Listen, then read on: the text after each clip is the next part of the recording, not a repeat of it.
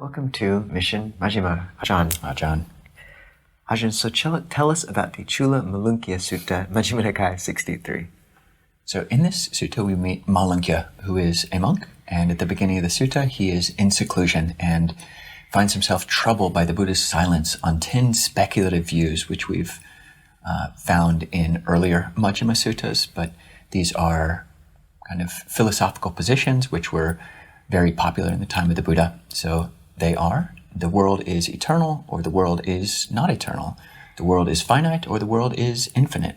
So views about the world, speculative views about the world, that the self and the body are the same thing, or the self is one thing and the body is another.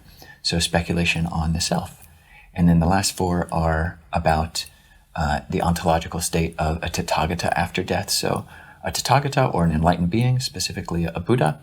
A Tathagata exists after death, does not exist after death, both exist and does not exist after death, or neither exists nor does not exist after death.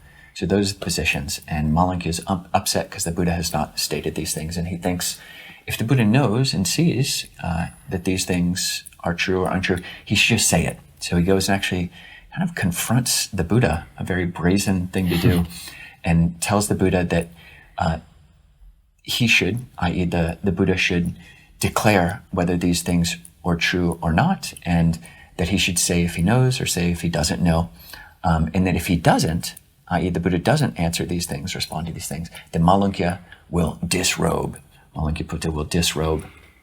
And the Buddha says, did I ever declare to you at the time of your ordination that I would declare these things? And Māluṅkya has to say, no, you didn't.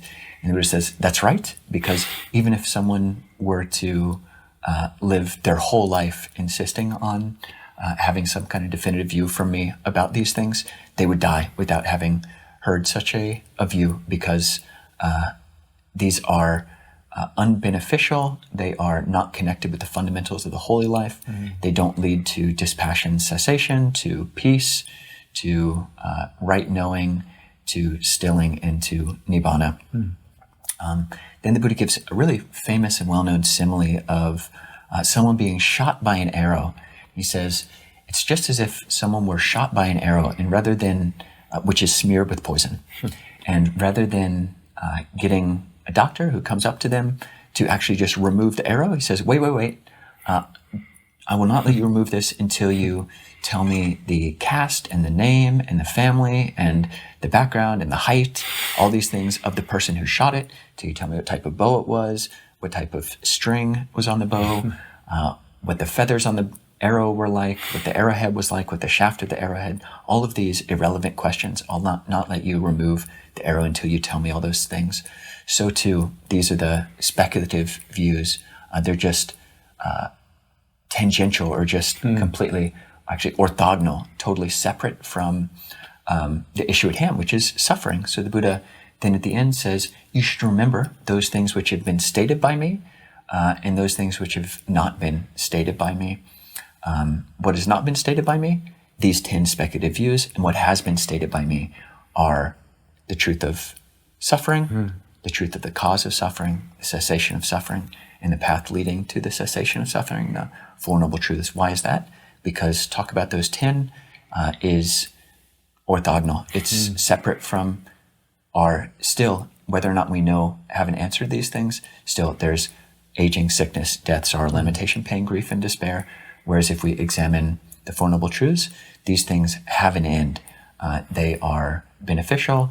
They are part of the foundations, fundamentals of the holy life. They lead to dispassion, cessation, basically to letting go, and ultimately to peace and nibbana.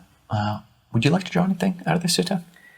I think, first, I don't hear the word orthogonal nearly enough in my life. It's a good word. And yeah, it just gets to the heart of this matter of the Buddha not being concerned with what's not at the heart of the matter, so to speak.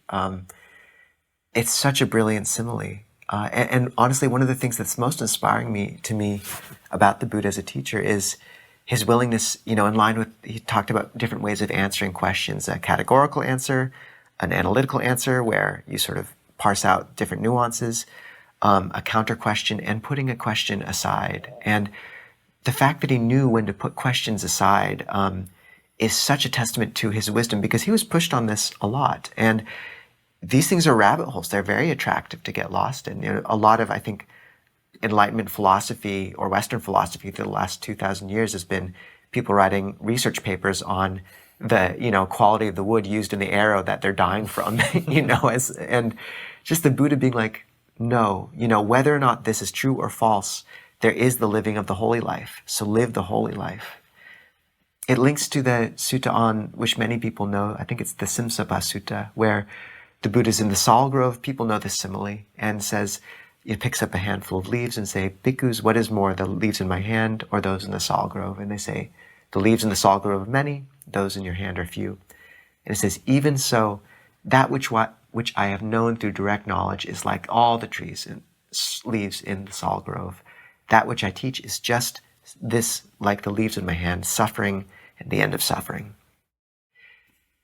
Just, you know, a thunderclap, a lion's roar. It's so powerful to see him do that. Going into the views that he's sort of saying are extraneous or orthogonal. Yes, the world being infinite, finite, etc. This is one thing that, you know, is just a rabbit hole. But those last four we call the tetralemma. Does a Tathagata exist after death, not exist, both exist and exist, neither exist nor not exist? Not sure what that one means exactly, but it's interesting because we can think of this as a very strange question. But in some sense, it's almost people asking, like, what is God? Or you know, the enlightened being, when the body's gone, what's left? What is transcendence in and of itself? And the Buddha is saying, basically, it's beyond comprehension. You know, human logic is a subset of the universe. The idea that human logic could comprehend the whole universe is hubris, I think. And, you know, if nothing else has shown us that quantum mechanics has, like, the inability of the human mind to parse out how light can be both a particle and a wave, etc. Like, it runs up against an asymptote, a wall of what we can understand. And the Buddha is saying, like, look, what nibbana truly is beyond what you can imagine or think about logically. And the clear simile the Buddha gives for the enlightened mind actually is light that lands on nothing. It's beautiful and speaks to this interesting limit of logic. One other small point there is, in the suttas, a stream enterer never asks that question, never asks, does a Tathagata exist or not exist? Because in our belief, a stream enterer and any enlightened being has seen, at least for a moment, the deathless, so they don't need to ask about it. So yeah, the Buddha not only putting aside these thoughts about the world and these proliferations, but also these proliferations around exactly what the ultimate is, because it's beyond logic, and just saying, take out the arrow, you know, rip it out and get the doctor to help you. It's right here. It's quite a profound sutta, actually, and I love that simile. Ajahn, what else would you draw out of this discourse? One principle is just how important it is to have a filter for what we're thinking about. The Buddha didn't praise just thinking about anything, speculating about anything, but having a filter. Is this beneficial? Is this part of the foundations, the fundamentals of the holy life, Adi Brahmacharya? Does it lead to stilling, to disenchantment, to peace? Is it actually peaceful thinking in this way? With regards to speech as well, you know, oftentimes, as Māluṅkyāputta did here, it's not just that he's spending a lot of time thinking about these things, but he's also talking about them, asking about them. And similarly, the Buddha said that what is the purpose of speech, the purpose of asking? It is the liberation of the mind through non-clinging.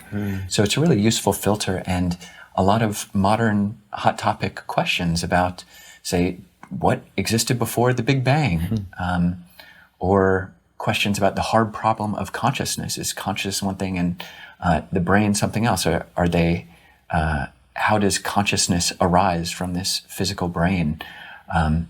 This is perhaps an offshoot of one of these questions that speculating on it might not have an end. And even if it did, does it lead to cessation of our dukkha, of our suffering? Or is it just creating more of that? It is interesting, though, to note that the Buddha does, in that mundane right view formula, suggest that there is utility in believing there is this world, there is paro loco, there is another world. So some secular Buddhists will suggest that this statement here is suggesting that you just should be totally agnostic about rebirth in general, whereas mundane right view formula suggests otherwise. What would you say is the word of the week this week, Ajahn?